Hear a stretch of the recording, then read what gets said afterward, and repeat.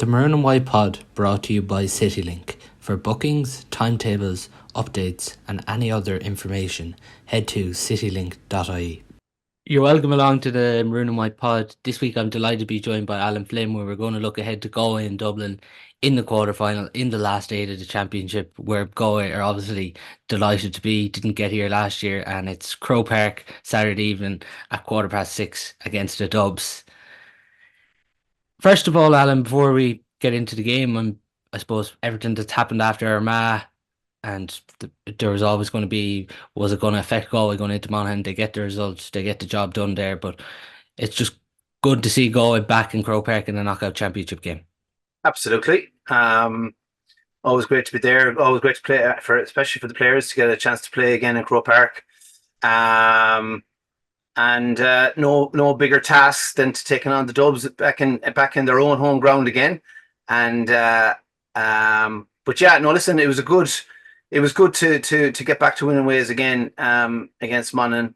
I think they always looked fairly in control of that match, to be fair.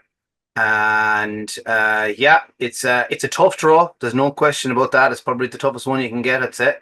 But I'm sure the lads are. I suppose, to be honest, Paul, they probably would have known that that was likely, and regardless if it was Kerry or Donegal, it wasn't going to be much easier. I suppose from an experience point of view, there's no one that has more experience than Dublin, but it was going to be a tough game regardless, I suppose, of any of those three, really.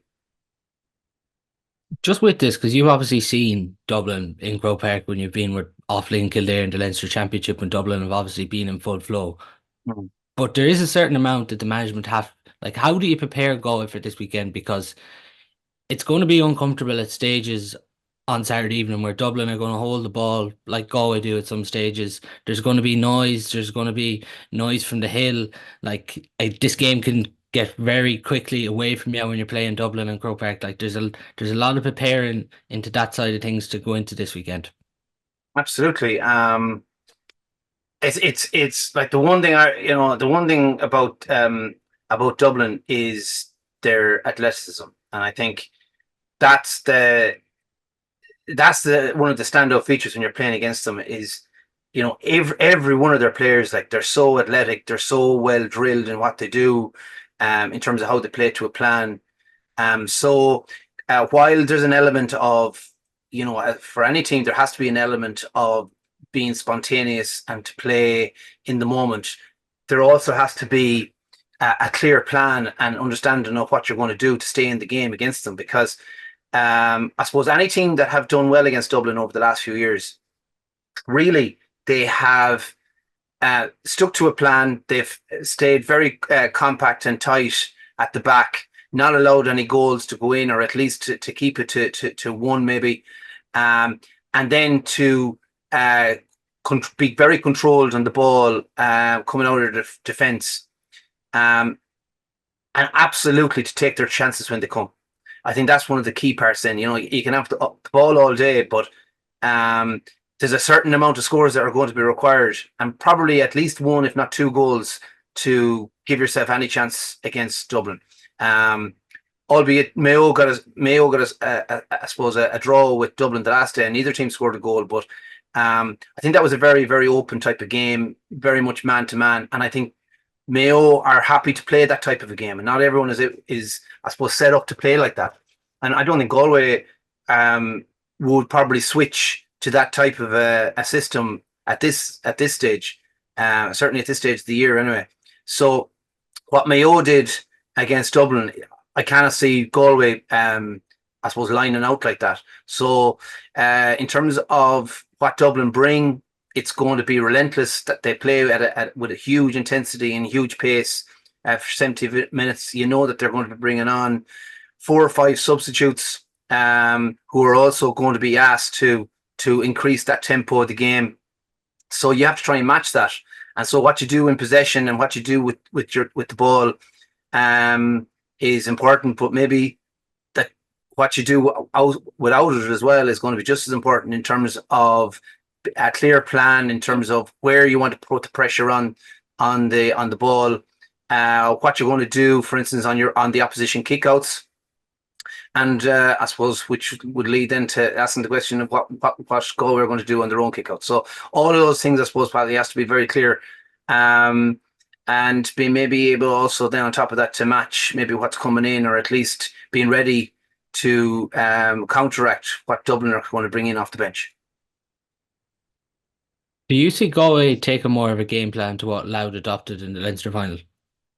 Yeah, yeah, that'll be. Just looking back there, Paul, actually, similar enough to Galway, to be fair. Galway haven't conceded a lot of goals. The Armagh goal, I suppose, was the standout one, and Dublin are quite similar. They conceded 2 goals though against Louth. So I would suggest that would probably be closer to Galway's plans than, we'll say, the Mayo game against Dublin, in terms of what they will do in their own kickouts and in terms of where they might start putting pressure on the ball. If you remember that game, Louth didn't contest any of Cluxton's kickouts. They dropped back inside their own half, closer maybe to their own 45 than to midfield, and kept it really, really tight, and then tried to catch them on the break. I suppose where the difficulty comes with that, and as happened to Louth, was that when you start to fall behind, if you fall behind, I suppose you have to be so disciplined, and your focus has to be so good to retain that type of game plan, because obviously if the opposition, in this case Dublin, stretch that lead out to 4, 5, 6 points, and they have possession, and the ball has been clipped out by Cluxton out to John Small, let's say, for instance, and you're all inside your own 45. Like, there's no onus on the opposition in Dublin to go and score. Like, now you have to go after the ball, and then that leaves you very open. So again, I think there probably have to be 2 plans there in terms of when you're going to go chasing the game or chasing the ball to try and to get back into the game, or to make sure that that 4 or 5 point lead doesn't turn into 8 or 9, and then conversely, when the game is tight, how you're going to keep it compact. But I suppose, to be honest, Paul, that'll be similar for most games. Sometimes one plan doesn't fit all, and you have to be ready to adapt your game, depending on what the scoreline is and how the game is going. Yeah, there's obviously going to be a discussion among supporters with Cluxton, probably similar to Began last weekend. There's going to be moments here when you go for the squeeze, and there's going to be moments where you're going to drop off. But it's really probably, at most stages in this game, you're probably expecting Galway to drop off at most times on Cluxton's kickouts. Yeah. I would say so. Maybe, again, it might be the common thing now at the moment, I suppose, is in terms of when you have your own frees or your own 45s, that you might be able to get set up. Galway are blessed with a lot of tall and rangy and good fielders of the ball. So when they're well set, and they can get the 3 or 4 players into the full forward line to stop that little clip kick out.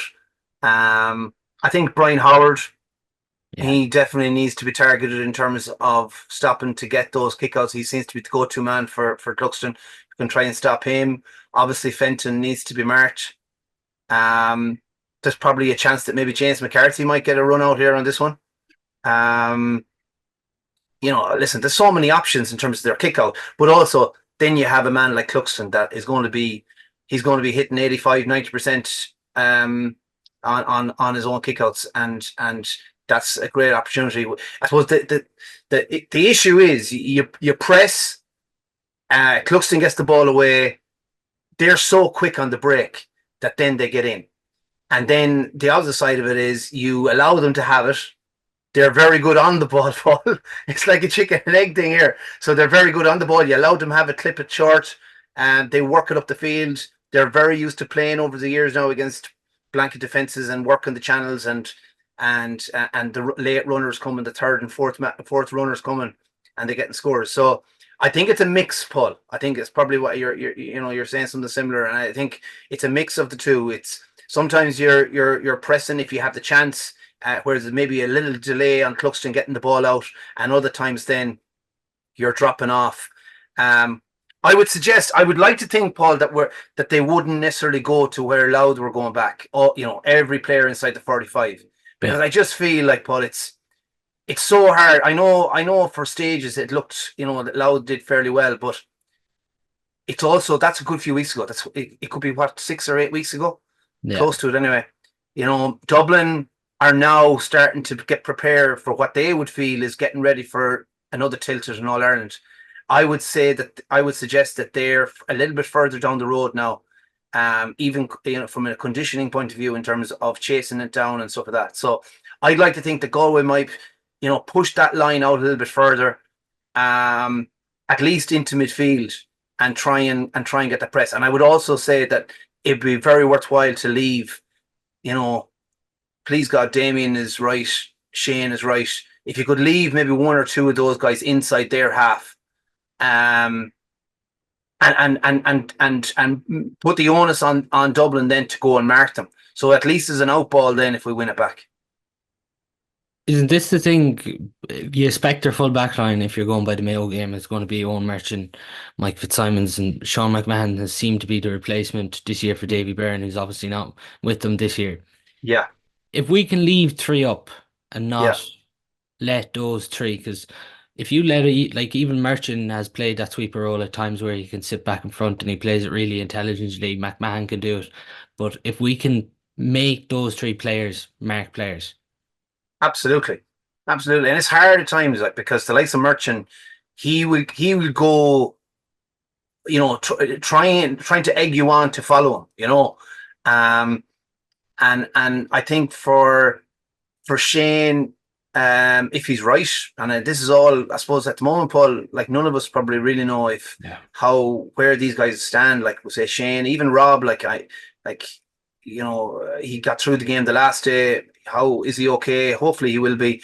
And then Damien, I suppose, comes on. But let's say you had to name three players. Let's say you had those three, and you could keep them inside their half at least, and maybe stagger them over that half of the pitch, so that you could have Damien maybe a little bit closer to the goal, Rob next, Shane a little bit further out the field, because I suppose he's played that a little bit more in the last few weeks. Now you have a little bit of shape to the team, but more importantly, that when you get the ball, you don't have to carry it, because these Dublin guys will chase it down. They will, you will not be walking out of defence with the ball against Dublin. That's the one. That's the one thing about Dublin compared to a lot of other teams. Like, they're looking to try and get the ball back as quickly as possible, versus a lot of teams, I suppose, they're looking to get inside their own half first and then tackle the ball when it comes back up to them. So Dublin will chase it down. They will put pressure on inside the opposition half. So if we have two or three players a little bit further up the field that we can kick the ball, well, that'll take the pressure off, and then we can chase after it. just with that, if we do have Shane, Damien, and Rob, obviously our half forward line is probably critical to our long kick out at the minute, Mm, given the numbers and the bodies we have there. But like if you're looking at a half back line of Howard, Bugler, and Small, they're obviously going to give them a lot going forward too. yeah, Do you still expect us to stick with that physical half forward line? I do. I do. I think they'll probably stick with it, because, to be honest, I don't think that it's very hard to go change. Like, I suppose it's not necessarily changing the players; it's changing the things, the principles that have been adopted by the team over the last few months. Um, and I suppose, to be fair, it served them well in a lot of cases in terms of winning possession of the ball. So the long kick out, getting a lot of big men under the break, or winning clean possession. I suppose Matthew Tierney is a serious option there at 10. I wouldn't be surprised, to be honest, Paul, to see James McCarthy coming into the team, by the way. Because I do think that's a huge threat for Galway, or that Galway have. You have Keane Darcy, John Maher, Paul Conroy, Matthew Tierney. All of these guys can win their own ball. Killian McDade. So they might look for an extra player. So if you have, for instance, John Small, Howard, Tom Lahiff, Fenton, James McCarthy, like Bugler, in fairness to him, he's not a small man either. But like, it's just that they might be feeling at this for that particular game that another person that is able to track and also able to contest high ball is what they want, So I don't see that changing. I see them putting pressure on the Galway with 6, not to allow any short kickouts.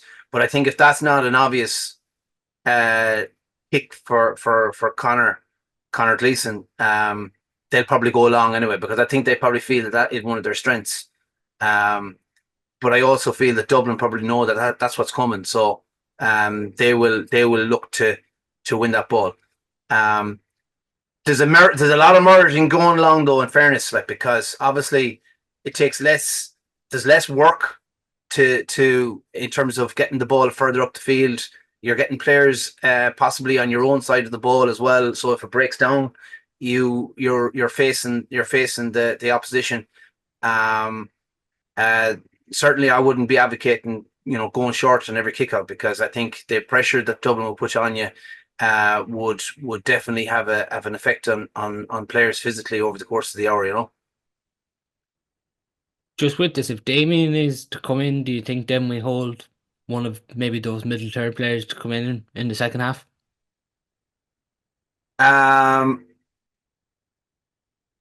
Yeah, it's see, with the Damien one now is difficult, because is he going to be able to play 70 minutes? You'd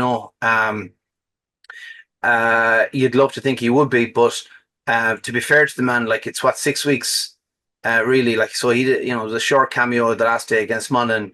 If it was a Sean McMahon, it'd probably be Sean McMahon, I suppose, or someone like that would probably pick him up if he was in there. So you're up against a guy now that is quite physical himself. So it'd be tough going. You'd imagine that because we'd have a lot of players back, when you get the ball, you mightn't have a huge amount of support. Maybe Robbie be up there, maybe Shane would be coming late off you. So you would still have an amount of work to do, Paul. Even when you won possession, you're going to have to probably take him on. You'll have to do a certain amount of work. Even though I know we're saying about keeping up in your own half, you're still going to have to chase stuff down. So could Galway get to half time even without him? I know it's you'd love to have him in there for the full game, but I think it'd be an awful blow to see him going off. I'll put it like that to you. It could be a huge lift though to be in the game and see him coming in. So I suppose, to be honest, Paul, that all really depends on how fit he is, how well is the body, how well is his hamstring, and what they think that he can manage. You know what I mean, in terms of length, game length, and the time on the field. Is there a thing here now, Damien and Shane?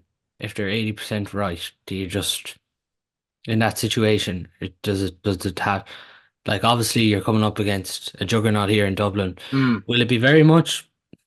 It's hard to see that they're 100% right at the minute, given the injuries. Shane picked up an ankle injury last week, and Damien's coming back from injury, so it's hard to see how they are fully fit at the minute. Yeah. Well, I think with the ankle thing, at least, unless it's a very severe ankle injury, it might be something that can be, strapped and kind of looked after. You know yourself, Paul, with the hamstring, it's if it isn't, if it becomes a situation to see that he starts fatiguing and he starts getting tired, then obviously the risk of the injury reoccurring becomes a lot higher. So, and that's my point, is that in relation to Damien, what I'd be saying is, if that's the issue where, it just mightn't be able to sustain 70 minutes, well, then I'd be kind of inclined to kind of hold him. Because it's not as if we're going to be in a situation where we're going to have the game won at half time. Yeah. So can we, if that's the medical advice, well, listen, he has 30, 40 minutes in him.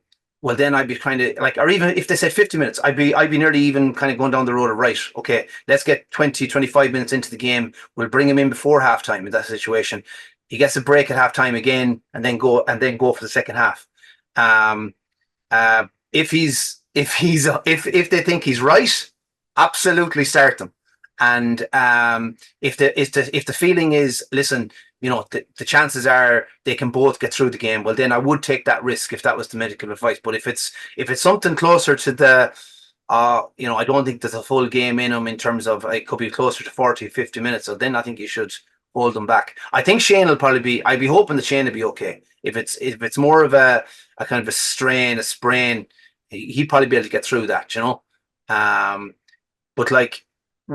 we'll need the reality is, Paul, you'll need a lot of players to be given 8 or 9 out of 10 performances to beat Dublin.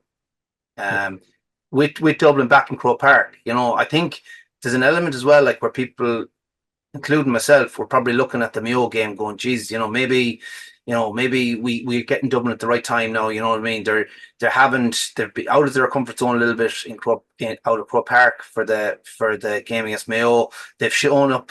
There's been shown up in a few areas, but now they're going back to Croke Park. Partly the problem is that they've seen that game now as well, and they've probably seen a few areas that maybe they needed to tidy up on. In the ideal world, they probably wouldn't have got that match, and we would have been showing up some of the flaws that they potentially have. Just from knowing Damien, he'll relish this weekend. Like, he'll want to play the 70 here. Oh, no question. Because I suppose all the players, like if you think about it, Paul, you don't get as many. You might get 1 or 2 opportunities a year. If you're a Division 1 team, if you're a team that's in the last 8 to play in Croke Park, and then added to that, there's something special playing Dublin. There's no question with that, because obviously they're going to bring a decent crowd to it. There's always great interest in the game, and you're playing against some of the best players in some cases that have played the game, but certainly some of the best players of the last 10 to 15 years. So you're always want to test yourself against the best players. So I have no doubt in my mind, by the way, that if Shane and Damien and Rob, for that matter, and a lot more besides out the field, were at their max and fit, they would ask serious questions of that Dublin team. Them guys are some of the best players there in the country. It's just been very unfortunate, that they just don't seem to be able to shake off these injuries. And I suppose, to be honest, that the split season has a lot to do with that as well. I think it has to be said as well. There's an awful lot being asked of the intercounty players now to be playing serious levels of football every 2 weeks, and in some cases every week. Between the league and now the round robin, I think it's an awful lot to ask of players.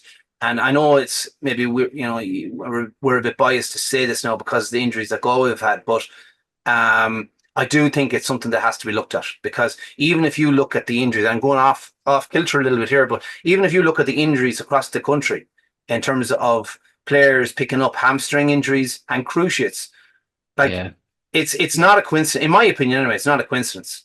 And a lot of it sometimes is put down to training and stuff. I think now it's been shown that it's not necessarily all to do with training. It's the amount of games that are being played at such a high level. There was a time maybe when league games were being played and players were playing at 50, 60, maximum 70% of their capability and their fitness levels, because the emphasis wasn't there. And there was also a feeling that league was only to prepare yourself for a championship.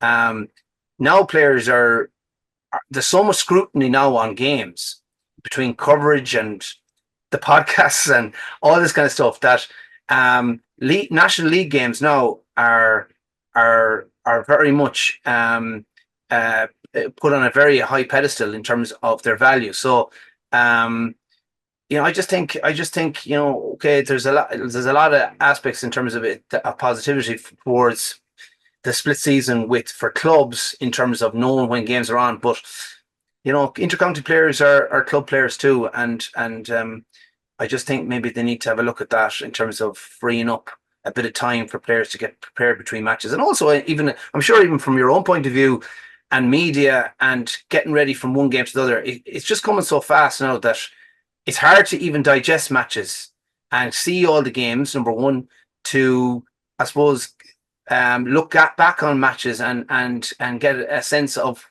what worked well and what didn't work well. So really, I think including managements, they're probably only getting a chance really just to kind of go from game to game and not really evaluate an awful lot of what has happened and what went well or what hasn't went well, you know? Yeah, that's why I don't think that draw on Monday, it doesn't really help things like here. It was just madness that it wasn't done Yeah, Sunday night, like, yeah, because even Galway knew after Saturday there was 50% chance they played Dublin, but they still didn't know that they that's right. were going to play them. Just on this, like, it's safe to say in most outlets, Galway aren't going to be given a chance this weekend by most people. Mm, I'd say you could say 80 to 85% of people. There might be a 10 to 15% of people that give them a chance then. mm. As management, do you go into that this week? Um, I think you certainly have to go down that kind of. I think when you're with a team, as long as we say Pádraig and the lads have been with, I think they're at a place probably of absolute honesty, and I think Pádraig could always be honest with them anyway, um, in terms of what the perception is and how they might be able to counter that perception. Um, I suppose if every game, what you know, if everyone kind of went down the road of, well, you know, this is what the perception is, and this is what the result will be, well, we probably wouldn't bother watching games. So, I think that there is no doubt, like, yeah, you have to look at it and you set yourself right. Galway will have to play above anything they've done this year so far. It will have to be on. It'll have to be on a par, um, probably with any performance they've given over the last couple of years, even because you'd expect that Dublin, even though I suppose, as I said already, you know, they were patchy enough and they did some unusual things against Mayo. They have a habit of always countering or coming back from a performance that maybe wasn't brilliant and being a lot better for the next game. And so that's why I would expect that they will come out, really firing and go and moving well and working very, very hard. So Galway are going to have to match that. Um, there's a couple of things in Galway's favour, I would say. First of all, defensively they're doing very, very well, right? So not conceding goals. Like, let's take away that Armagh one for a second, which I suppose came from that short kick out given away. But in terms of open play, you know, you have the full back line are doing exceptionally well at the moment. Um, Liam and Dylan McHugh playing excellently. I suppose it depends on what way they go in terms of John Daly and Mulcairn and at 7. Maybe Johnny Heaney might have a chance there as well, by the way. And then we spoke about the midfield. But defensively, they certainly won't be giving up goal chances too easy, or goals that easy, based on form anyway.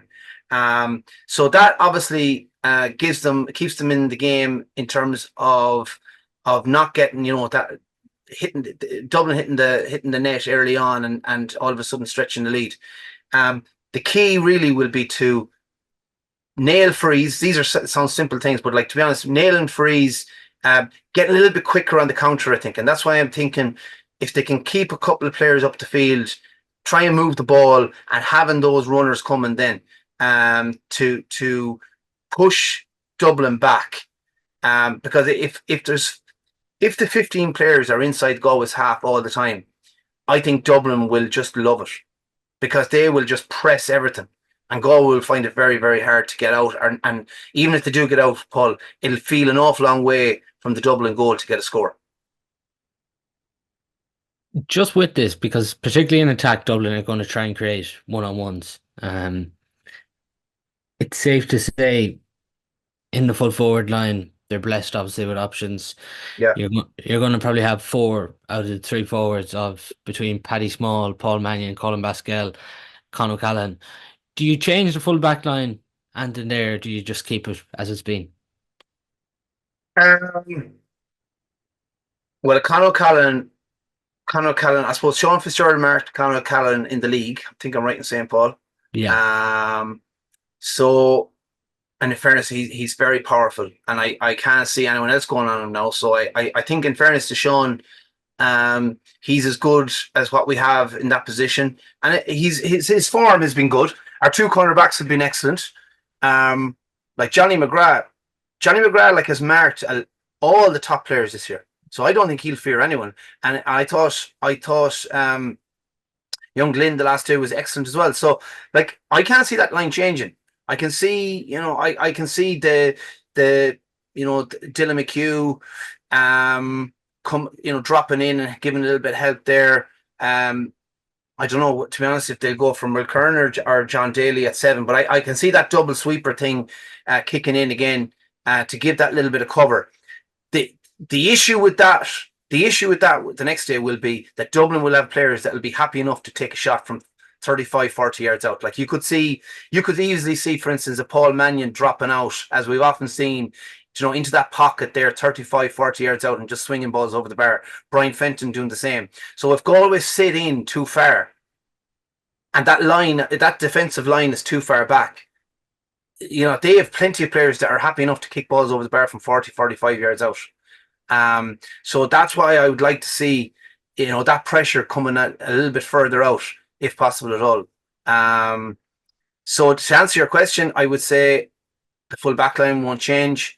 I think Liam Silk will pick up, maybe if be it a Costello at 11, or he's kind of floating in there between 11 and the full forward line.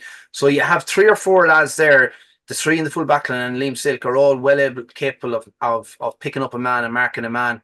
And then you have your 2 wing backs, and possibly even a Killian McDade coming out from the corner that will help to create that extra, a couple of extra men.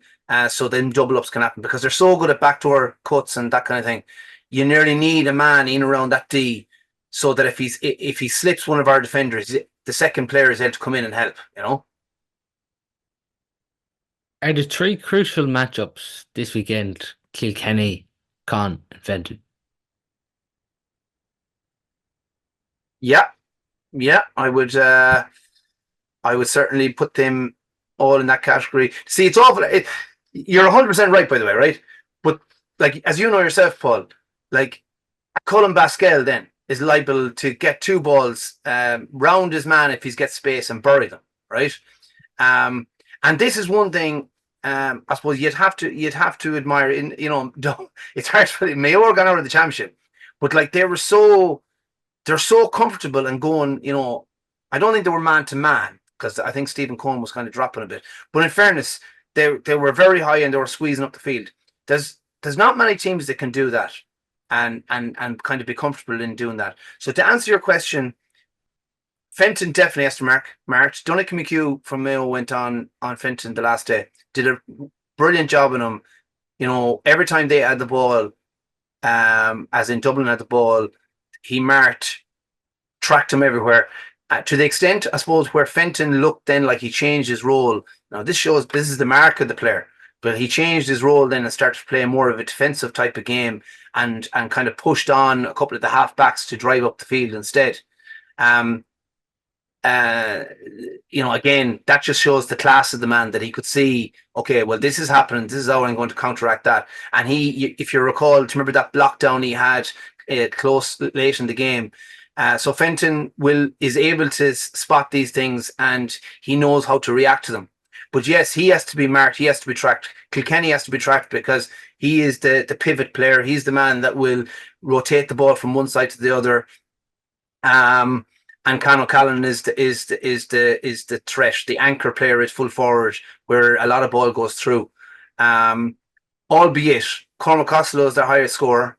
I know a certain amount of that is from frees and stuff, but he's lethal. Paul Mannion, we know what he's able to do. Colin Baskell, we know he's able to do, and we haven't spoken about Jack McCaffrey, who I suppose at the end of the day got them out of a lot of trouble the last day against Mayo. So they have threats from everywhere. And so every player, when they get the ball, every player needs to be ready to work and to really play as a team and try and keep them out. You mentioned that you expect Sean Fitz to go on Con. Would you? It's maybe hard to see go switching their back 6, given they've went with the same back 6 in the last 2 games. But yeah, would you go with Mulkern or McHugh on Kilkenny, and then would you go with Maher on Fenton? Yeah, I definitely go with Mara and Fenton.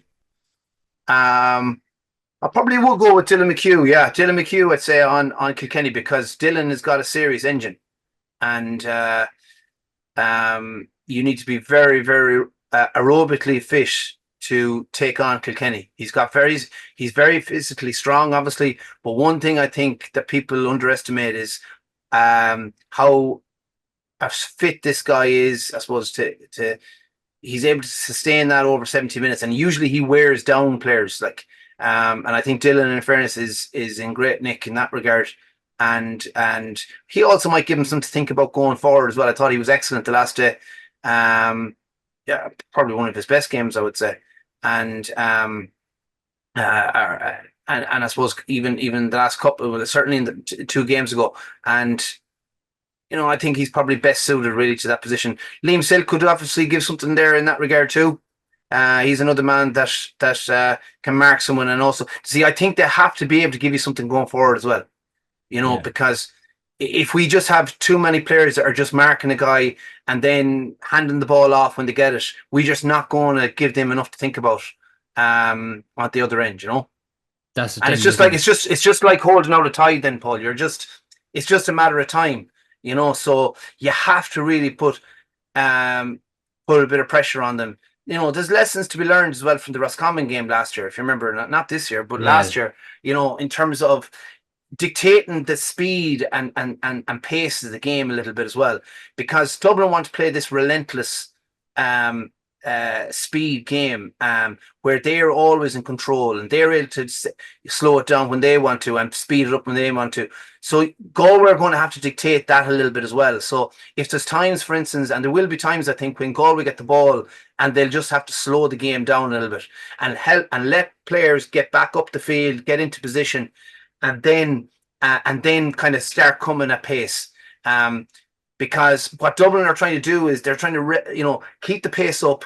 You're out of oxygen, and when you get the ball back, you're trying to rush things, fatigued, and then they get the ball back again. They're coming at you again, and it's just this endless cycle of you essentially working and tackling and blocking, and someone then all of a sudden the gaps start to open up. So I suppose that's what Roscommon. Obviously, they got a lot of criticism for that last year, but that was one thing that Roscommon did very, very well. And I wouldn't be an advocate that you would do this continuously for the game. But if you think of that game last year, and Monaghan did something similar, where when they got possession of the ball, they took their time, they worked the ball up the field. Galway are capable, because Galway have got so many good ball players. A lot of Galway footballers are very comfortable on the ball. They are capable of doing that. But I think the key is that they can. It's like the kick-out situation. It's been able to mix that then with, right, we're after getting a turnover, right? And there mightn't be a huge pile of them because Dublin don't turn over the ball that much, but that when they do get that turnover and the opportunity is there to move that ball that little bit quicker, when there's gaps, they should try and do that so that there's a little bit of a balance between the two. it's about Galway getting their control across in this game from what we've seen all year for them, really, Mm. because at the same time that is going to quieten the crowd too. Yes, exactly, because everyone wants the game played at 100 miles an hour, because certainly as neutrals, people want to see the ball going up and down the field, turnovers, scores, great fielding, all that kind of stuff.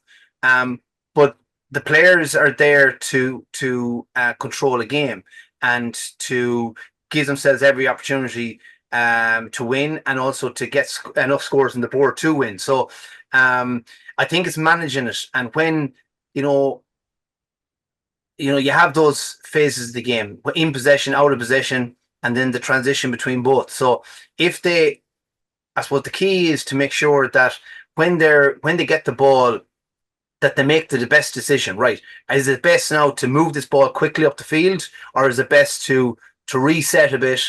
Let guys kind of get back up into position, slow the game down, and so that we get a chance as well to catch our breath. Because there will be those, as I said, mentioned at the start, there will be those players coming into the game from Dublin that will look to kind of increase the tempo of the match again, and Galway are going to have to be ready for that as well. Just something we've been referencing, Dublin nearly don't start with their best 15 players. Like, Mm. you'll often see them finish. Do you think there's a certain degree with that with Galway that we mightn't start with maybe our best team this weekend? Um, well, I suppose it might be more to do with, in terms of where we are with injuries. So yeah, I suppose there's an element of truth in that. I think, in fairness, Paul, if these guys are able to give, like, if for instance we had a situation where all our players were fit, we would always go for our strongest 15 in a game like this, because I think we're just not in that place at the moment where we could go, we could be able to hold them off for a certain length of time and then bring in the cavalry and finish them off. Like, you just do not want Dublin to be getting a big lead and then, trying to bring in subs to claw your way back into the game. So I think the only reason that maybe some lads mightn't start if they were probably first team players is because of injuries or knocks or whatever it is. You still have, though, huge, I suppose, options to bring in there. Like, Mm. if we're going by the team that started and maybe Damien Comer comes in for, say, Keane Darcy, like you did at the weekend, Yeah. you'll have Keane Darcy to come in. You'll have Daniel O'Flaherty, Carl Sweeney, Keane Hernan, Johnny Heaney, John Daly. Like, there's huge options here now. Yeah. And you know what? Like, when you mentioned those names there, the one thing I like about a lot of those lads is they're all pretty athletic players. And I know I've mentioned that a couple of times, but when you go to Croke Park, like, and particularly when you're coming up against a team like Dublin, that's one thing you have to have. Like, and in fairness, Porrick mentioned it there the last day as well in relation to Damien, when he was asked about Damien by one of the media, in relation to how would he be, and he mentioned about, making sure, like, hoping that he would, like, I suppose, in questioning in some ways, maybe I suppose it was going to be seen this week, would he have the 70 minutes, and that any player out in the pitch needs to have legs, and he mentioned that, and he's 100% right, because Croke Park can feel very big, like when you're chasing and when you're running after guys, and there's probably a psychological element to it, but it's definitely moves, everything moves that bit quicker on that pitch. And so the players that you've mentioned there, they all have a capability of getting up and down the field, and I think that could be very, very useful, certainly when you come into the 45th, 50th minute of the game, and things are starting to stretch a little bit. They're starting to bring in substitutes. You need to be able to match some of those guys as they come in. Do Galway need to, well, it's probably obvious, but Galway this weekend, you feel, need to score the most they've scored this year. 14 or 15 has been their average Yeah. in most games. I think it was 16 against Mayo, which is the highest this year. But that probably needs to be beaten this weekend. Yeah, I would think so. I think they'd need at least one, if not two goals, Paul, though, because there's every chance that Dublin, so if we take it on that, like, stats are stats, I suppose, some, you could look very foolish, like, looking at stats sometimes, but they do give you some kind of a barometer at times. And at the moment, it was, you could suggest that Galway won't concede a goal, right? And Dublin are very smart, and like, sometimes Dublin will take it, right, okay, we won't push for goals early on. We'll just keep clipping the ball over the bar. So it's very likely that Dublin will be, in around the 20, 21 point mark, like, even without hitting the back of the net.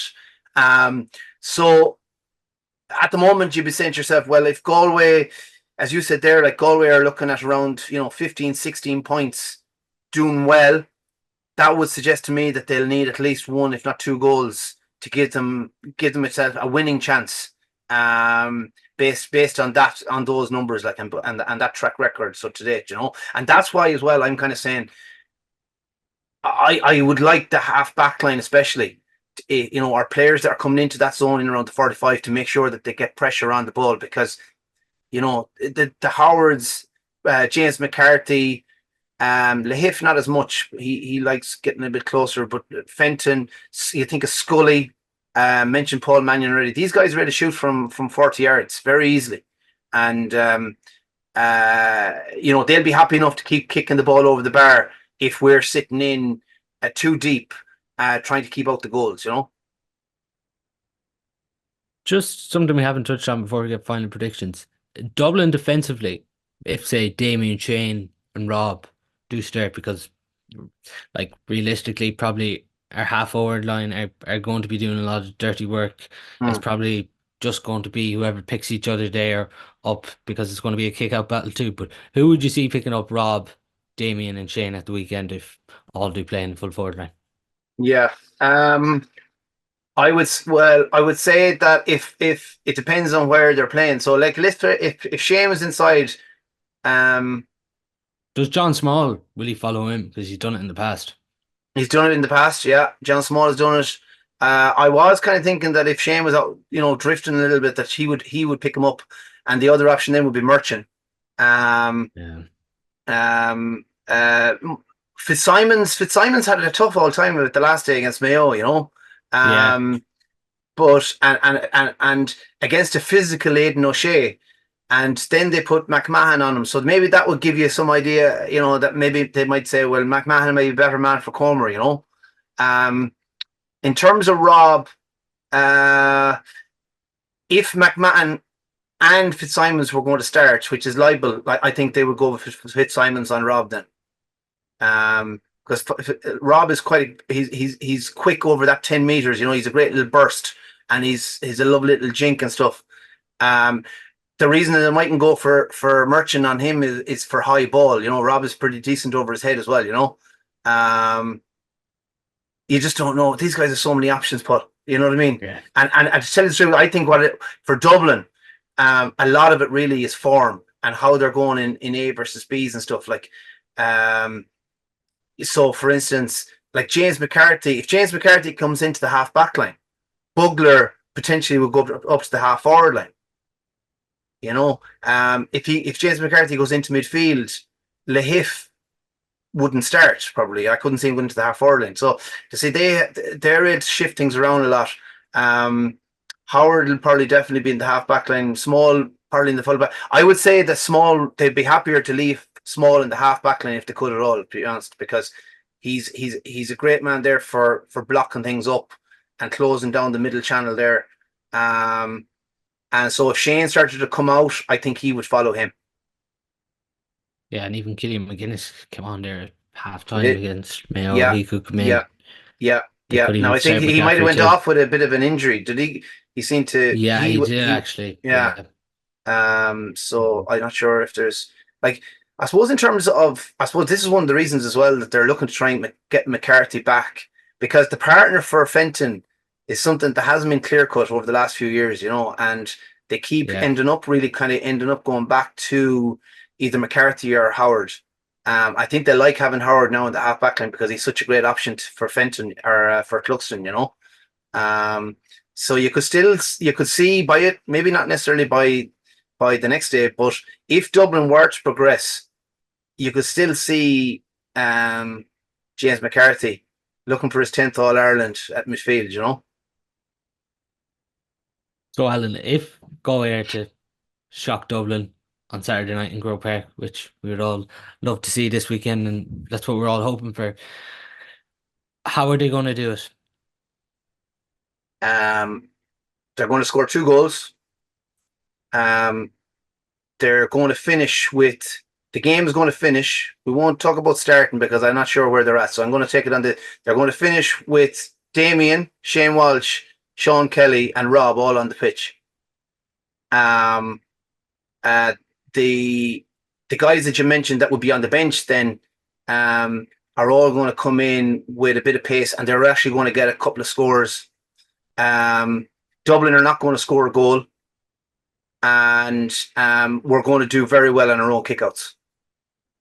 And I think, like, whatever about winning opposition kickouts, we will have to do very well on our own kickouts, because obviously you're a bit more displaced on your own if you don't win it, and that's where we'd be very vulnerable then. But if we do very well on our own kickouts by maybe mixing it up a little bit, and when the ball goes long, that we maybe learn some lessons as well from the Donegals this world, where we really go at them. If we win possession, we go at them, and that's an opportunity we have then to get a goal, if not two. Maybe something like 215 to 19 points or something like that. That'd be nice. And if Galway did this one, like sure, it'd be one of the sweetest wins of all, like and it's amazing.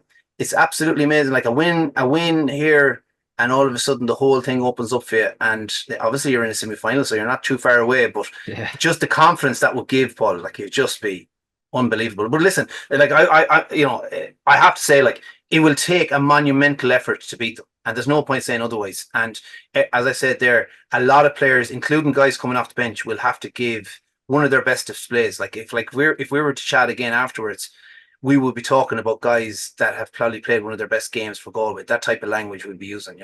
But that's possible. That is possible. And as Mayo proved the last day, and now Mayo are out, it's not as if they're unbeatable or that they just can't, you can't put it up to them. And Galway have a lot of players. It's just, I suppose, what makes us all a little bit undecisive about it is just the injuries and where guys are at and the amount of football some guys have played. And that's just disappointing, I suppose. It's no one's fault. It's just where it's at and where guys are at. But that doesn't mean that we can't have one of those days that we kind of look back on and go, it all just came together right on the day. Yeah, it's very much stay in the game from early Absolutely. on. Yeah. Yeah. Yeah. Yeah. But that is Galway Dublin, 6:15 in Croke Park. Obviously Irma Roscommon taking place too before that as well. But that's all we do have time for on today's show. Thanks a million, Dallin, for coming on. Thanks, Paul.